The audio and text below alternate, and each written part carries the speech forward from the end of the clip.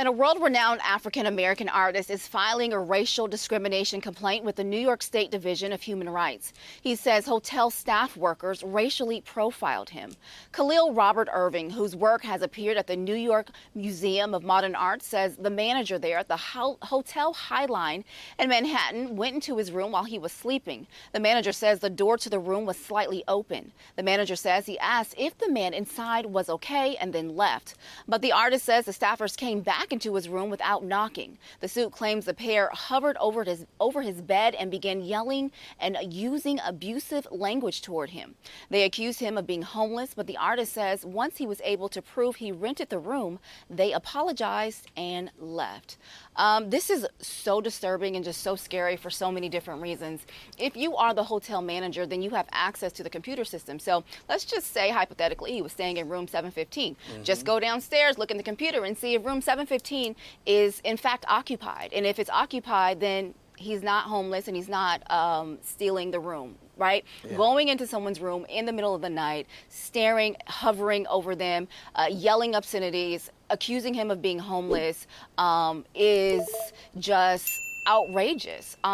This man has every right to sue, and I hope that whatever he's looking for, he gets. You know, what I was thinking about when I saw this, what was so interesting is that the hotel staff walks into his room and yells at him while he's sleeping. Imagine if the proposed bill would go through to have homeless people, actual homeless people, stay at hotel rooms. Imagine how those homeless people would be treated. That's immediately the first thing I thought of. Of course, this man, I'm sure he's going to sue.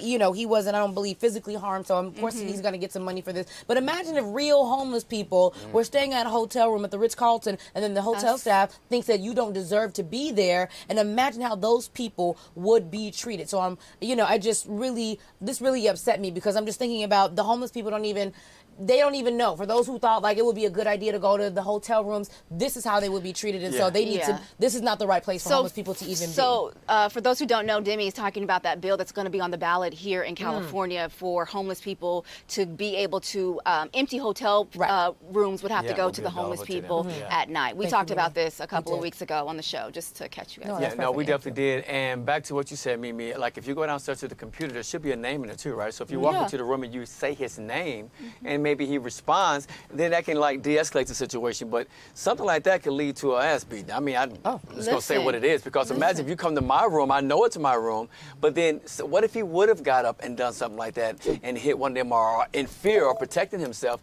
Then what does it lead to? All because they did not handle things properly. This could have been so much more worse. And then, Romeo, the question is, too, with that situation, who's in the wrong there, right? If I protect myself because someone walks into my room that I paid for, then my should be in the right. You should be in the right, but just depending on skin color and things of that nature, who knows what could happen in a situation like that. That whole scene reminded me of a Jordan Peele movie. They're standing over his bed yelling at him. Right. I mean, I just looked it up. Rooms there go for anywhere between $250 to $300 a night. So just imagine spending that much money on a hotel room and being harassed while you're trying to sleep in the middle of the night. Absolutely. That's a great point. Thank you for looking that up. That's good to know. Definitely add some context.